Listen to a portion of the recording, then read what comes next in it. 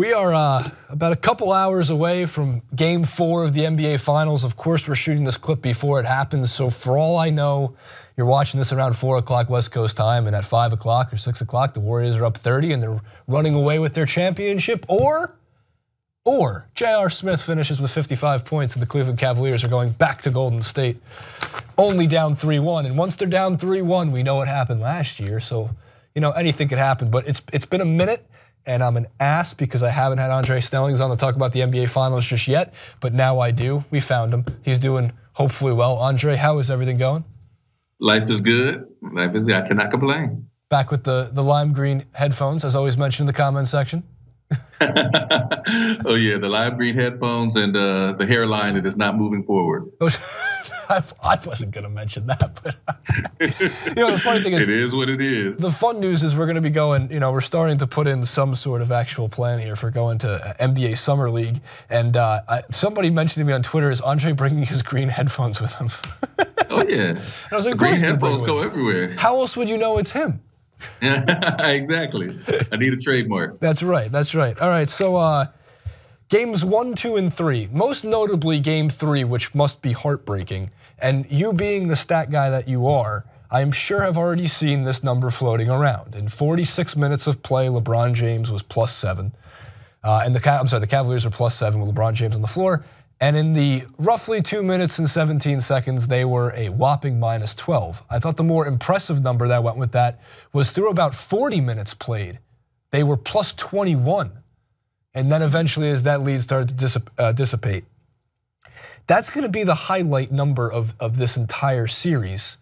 What is your takeaway from that? That lets you know clearly that when LeBron was on the court, especially in Game 3, they were able to compete and they really should have beaten the Warriors. Most of that -12 came in the second, was it like the end of the first quarter? Yes. Like he sat a minute and a half and there was like a 10-0 run or something crazy.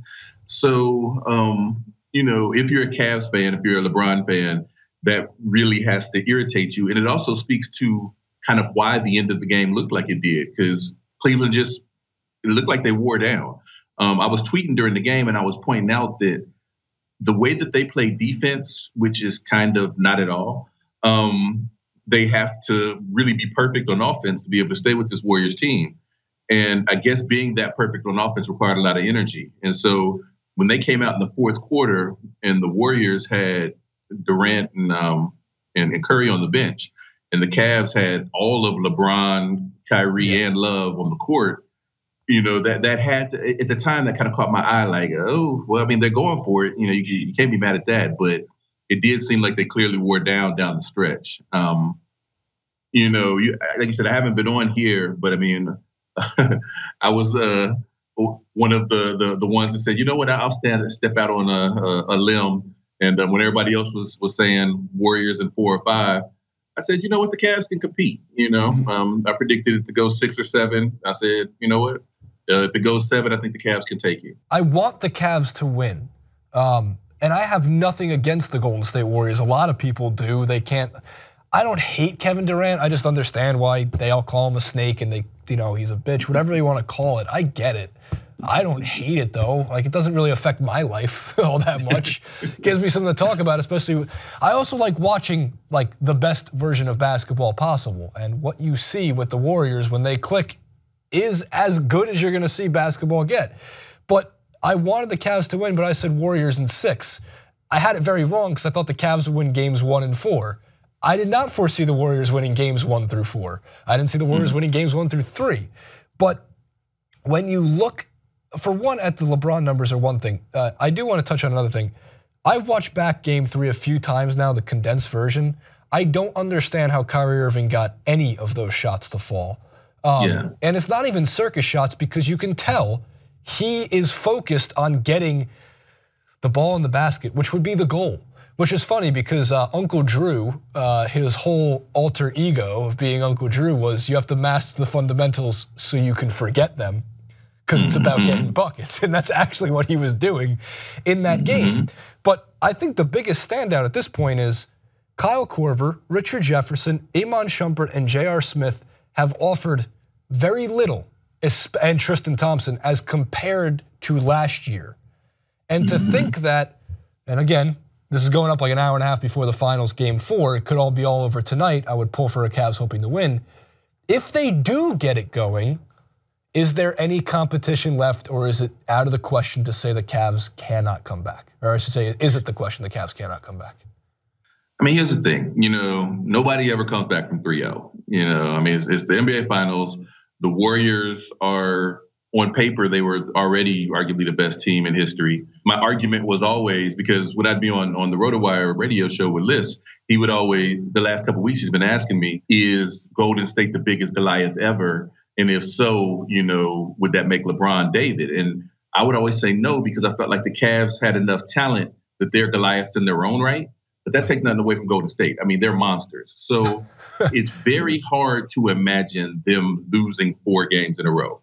Not even Cleveland winning 4 in a row. Golden State hasn't lost 4 games in a row in 2-3 seasons? I mean, it's been a long time. It's never happened under Steve Kerr. I think Cleveland should win this game. Mm-hmm. I thought they should have won game 3.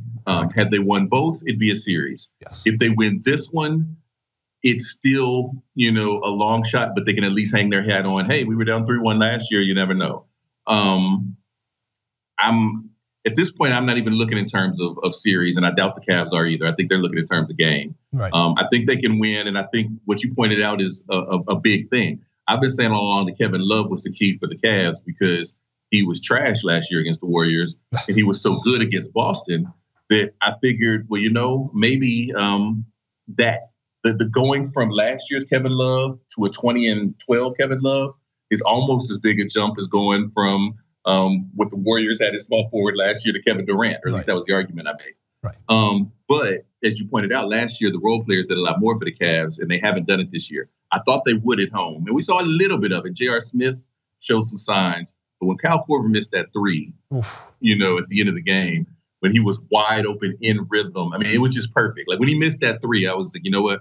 I started tweeting, why is he in the game? And before I could even finish it, Kevin Durant hit the 3 to take the lead.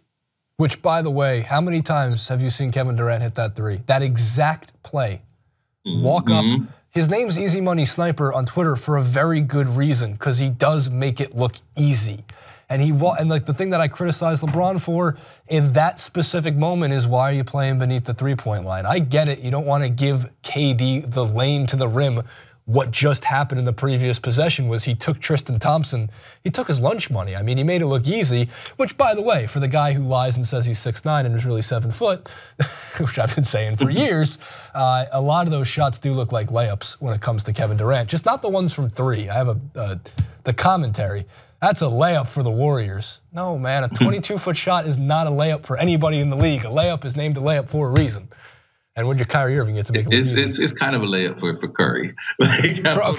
Although what's so interesting about that, though, is the coaches say that they like Klay Thompson's actual form better than Steph Curry's. Like, if you're going to teach form and how to shoot a basketball, like, just watch Klay shoot. I can see that. And, when Klay hits fire, I think he gets hotter than the hottest Curry. Like when Klay is on fire, it's like NBA Jam, But Curry is just, and I guess if you wanted to take it even further than just the language, you could say it's a layup, because a layup is a shot that a normal person, if he's open, is going to hit, 80% of the time, 90% of the time. About that. And that's NBA open. If you're just by yourself on the court, it should be 100% of the time, right? It's like 91.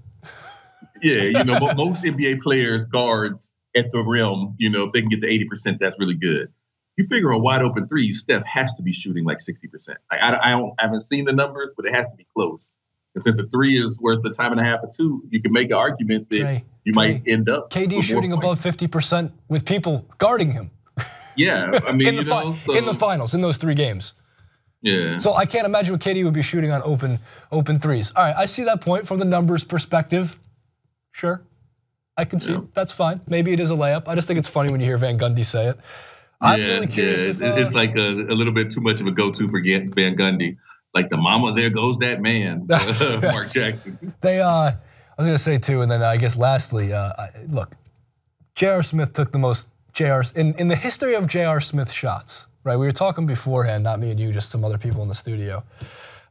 J.R. Smith, and this is true as of last year, I don't know if it's changed, is a better contested 3-point shooter when someone is within 0 to 1 feet of him than he is on wide open threes in his career, percentage-wise.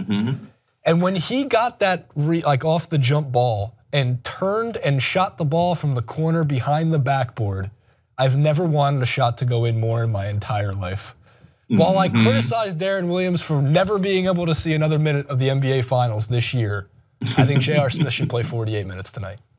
The funny thing is, though, that was actually a good shot because they only had like 2 seconds left on the shot clock. But it's too perfect that he was the one who caught it. Yeah, exactly. Had it gone in, that would have been his like ringtone highlight picture. Forever. It would have just gone up there. I would have put it on a T-shirt. I would have put that on a T-shirt and I would have worn it because that's what J.R. Smith would have done. All right, so game 4 is tonight. We are all I want more basketball. I'm not ready for the season to be over. So let's pull for the Cavs tonight. The Warriors. We're going to get into some of some free agency stuff, actually, another clip, so make sure to check that out. It's at Professor DRZ on Twitter. Make sure to check out the Hoops Lab. And of course, he did talk to Chris Liss, who I guess is somewhere in the world, over on the RotoWire Hoops podcast. Make sure to check that out.